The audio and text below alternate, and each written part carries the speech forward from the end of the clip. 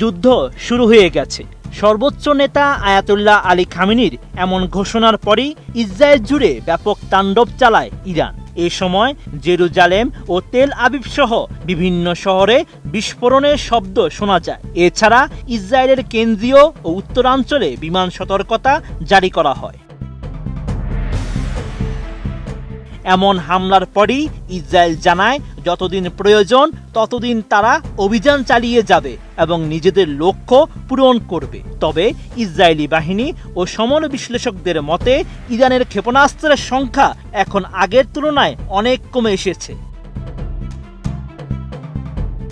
এমন পরিস্থিতিতে ইসরায়েলকে হুঁশিয়ারি দিয়ে ইরান জানিয়েছে তাদের কাছে এমন উন্নত প্রযুক্তির অস্ত্র রয়েছে যা এখনও ব্যবহার করা হয়নি। এরপরই ইসরায়েলে হামলায় উচ্চ গতি সম্পন্ন ব্যালিস্টিক ক্ষেপণাস্ত্র ব্যবহার করেছে ইরান।